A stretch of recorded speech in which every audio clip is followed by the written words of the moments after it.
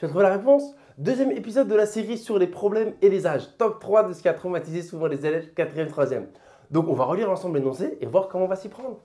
Il y a 10 ans, j'avais la moitié de l'âge que j'aurai dans 10 ans. Tu vois, on est pile dans ce qui embrouille. Donc normalement, tous ceux qui sont passés par le système scolaire, ils n'ont pas aimé ça. Moi, je détestais ça en 4e. Question, quel est mon âge? Sous-entendu actuel. Et en fait, il ne faut pas se faire avoir. Plus un énoncé est long et alambiqué, plus il faut prendre son temps et le couper et traduire étape par étape. Si tu veux tout traduire ou tout faire d'un coup, tu ne pourras pas. Sauf si vraiment, j'avoue, ton cerveau, il est autre, tu vois. Mais sinon, ce n'est pas possible. Il faut y aller tranquillement. Et c'est ce qu'on va faire ici. Donc, bien souvent, dans ces problèmes où tu dois trouver une équation, ce qu'on appelle la mise en équation d'un problème, il faut d'abord poser soit x que l'on cherche. Parfois, tu verras qu'on ne pourra pas faire ça, mais souvent, c'est le cas. Ici, qu'est-ce que je cherche? C'est assez explicite. Quel est mon âge?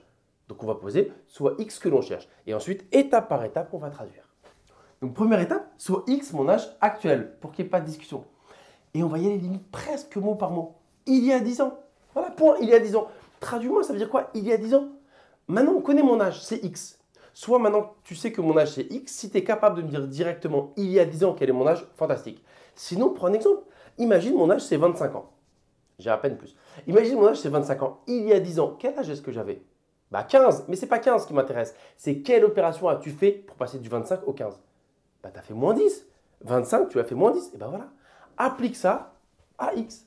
Donc aujourd'hui, j'ai x. Il y a 10 ans, j'avais x moins 10 ans. Mon âge, c'était x moins 10. Ok, donc on continue à lire et traduire. Donc il y a 10 ans, j'avais la moitié de l'âge que j'aurai dans 10 ans. Tu vois, c'est la deuxième partie qui se corse un peu. Moi, en fait, la moitié de l'âge, j'ai laissé tomber. J'ai d'abord traduit l'âge que j'aurai dans 10 ans. Ben, on peut donner l'âge que j'aurai dans 10 ans. J'ai quel âge aujourd'hui? J'ai x, hein, d'accord? J'ai x aujourd'hui. Donc dans 10 ans, bah, tu peux me le sortir si tu as compris ce principe. J'aurai quel âge dans 10 ans? Eh bien, j'aurai x plus 10. Dans 10 ans, j'ajoute 10 ans à mon âge actuel. X plus 10. Donc tu vois, c'est pas mal en fait. Fallait pas se laisser embrouiller par la partie j'aurai le triple ou la moitié de... Voilà, il y a des éléments évidents qu'on peut traduire, enfin qui sont plus simples que les autres. Et maintenant, on va se prendre la tête avec la moitié. Deux façons de voir les choses.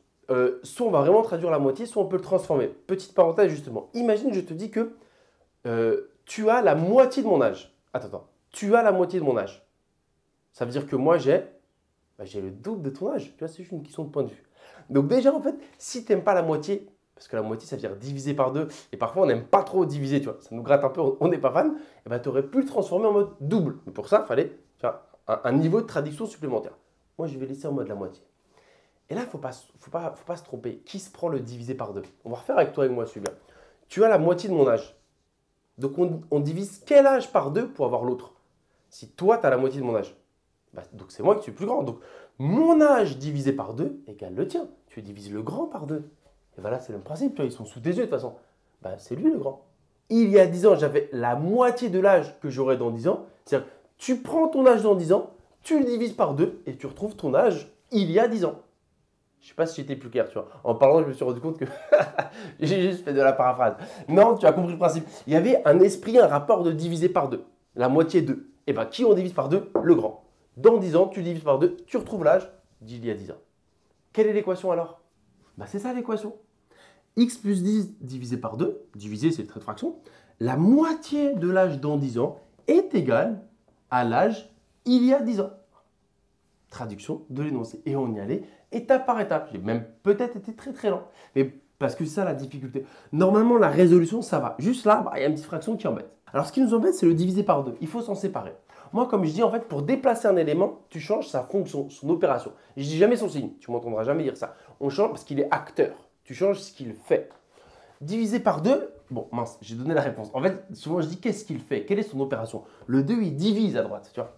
Physiquement, il divise, il est en bas. Donc, quand tu l'envoies de l'autre côté, bah, tu changes l'opération. Si à droite, il divise, c'est que de l'autre côté, il va multiplier. D'accord? Donc, ce 2-là, pour qu'il passe à gauche, il fait fois. Quand tu dois résoudre une équation, normalement, tu vois en fait étape par étape ce que tu dois faire. Et tu aurais dû voir que le plus embêtant, c'était lui en premier. Et je t'ai même mis un peu de couleur. 2 divisé, tac, il est parti multiplier à gauche. Donc, bah, on va développer et ensuite x d'un côté, nombre de l'autre. Et c'est pas mal, pour une fois, on a un développement alors qu'il est à droite. D'accord? Donc, on va faire 2 fois x, 2x. Et ensuite, 2 fois moins 10, ou tu peux juste mettre le moins et tu fais 2 fois 10, 20, comme tu veux. Égale x plus 10. Voilà, une fois que tu es arrivé là, c'est relativement gentil. X d'un côté, nombre de l'autre. X, il ajoute, il fait plus parce que c'est 10 plus x. Donc comme il ajoute, je vais déplacer ce x à gauche, il va faire moins, il va soustraire. Parce que là, son opération, c'est de faire plus. À droite, plus 10, allez, je lui mets son plus, parce que le plus, il est à 10. Il n'a pas bougé et on lui amène moins 20. 20, il soustrait, donc à droite, il va additionner. Plus 20. Bah ok. 2x moins x. X, je te rappelle, c'est 1x. 2 moins 1, 1. Donc, 2x moins x, ça fait directement x. Tu vois, ça y est, on a trouvé. X égale 30. Donc, encore une fois, je n'ai pas menti. Surtout, tu as vu le premier épisode sur les âges. J'ai dit qu'en fait, une fois que tu as posé l'équation, la résolution est simple. Tu vois, la preuve là. On a trouvé x, tu vois, c'était assez rapide. Bon, le petit divisé par 2, peut-être qui embêtait un peu. On a trouvé x assez facilement. Et une fois que tu as trouvé x, c'est pas fini parce qu'on t'a pas dit trouve x, on t'a posé une question. Donc hop, tu relis. C'était qui x? Mon âge actuel. Donc actuellement, j'ai 30 ans. C'est bien ce qu'il me demandait. Et on peut vérifier. Il y a 10 ans, j'avais 20 ans. Ok. Dans 10 ans, j'aurai 40 ans. Et est-ce que, donc, il y a 10 ans, j'avais la moitié de l'âge que j'aurai dans 10 ans? Bah ouais, 20, c'est bien la moitié de 40. Et c'est ce que je te disais. Dans 10 ans, j'ai bien le double de 20. Ça, c'était, si ça t'embêtait réellement de diviser par 2, tu aurais pu directement écrire cette étape-là. D'accord?